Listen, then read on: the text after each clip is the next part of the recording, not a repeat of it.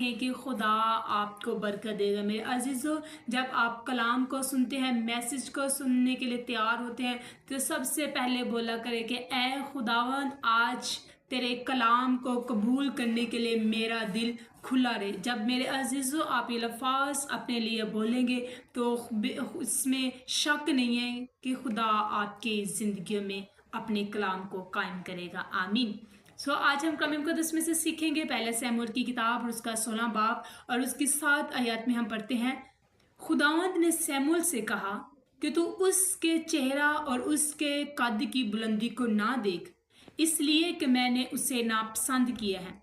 क्योंकि खुदावंद इंसान की मानत नज़र नहीं करता, इसलिए कि इंसान ज़ाहिरी सूरत को देखता है, पर खुदावंद दिल पर नज़र रखता है। खुदावंद का पाक कलाम पढ़ा और सुना जाए, हम सब के लिए बाइसा बरकत हो। आमीन। आज हम कलाम मुक़द्दस में से सीखेंगे जो पहला शमूएल है, उसके हम तारफ़ में देखते हैं कि जो शमूएल है वो काजियों में से सबसे आखिरी काजी था। और जो इसी तरह जो अब हम देखते हैं जो शाऊल है वो इस्राएल का सबसे पहला बादशाह था। और इसी तरह ये जो खुदा है वो एक और बादशाह की तलाश में है।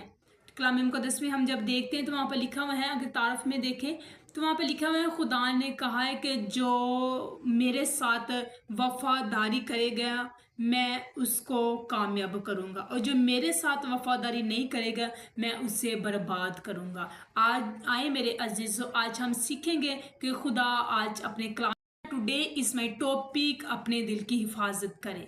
जो आज का हमारा अनुमान है वो ये है कि हमने अपने दिल की कैसे हिफाजत करनी चाहिए, हमने अपने आप को कैसे सेव करना खुदा की हजूरी में रहकर। इसी तरह जब हम देखते हैं शमूएल की किताब में जब हमने तलावत की है, जब हम देखते हैं कि जो एक ख़ास दिन पर शमूएल इसी के घर गया था, और आप सबको पता है कि जो एसी के जो बेटों में से एक इस्राएल का बादशाह मुकर्रर होने के लिए मसा किया जाना था।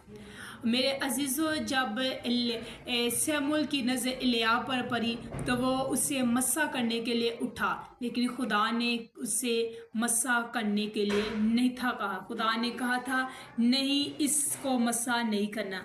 मेरे अजीज़ों, ये नहीं है कि खुदा ने उसे रद्द कर दिया, लेकिन नहीं, खुदा मेरा और आपका खुदा है, वो हमारे दिलों पर निगाह करना चाहता है। इसी तरह इसी के सारे बेटे उसके पास आए, सबको देखा गया, लेकिन खुदा ने किसी के लिए भी नहीं था बोला कि तूने इससे मसा करना है। और इसी तरह जो दाऊद है वो भेड़ बकरियां चराता था, वो बाहर गया हुआ था। जैसे ही दाऊद अपने घर आया तो खुदा ने उससे बोला कि उठ, तू इससे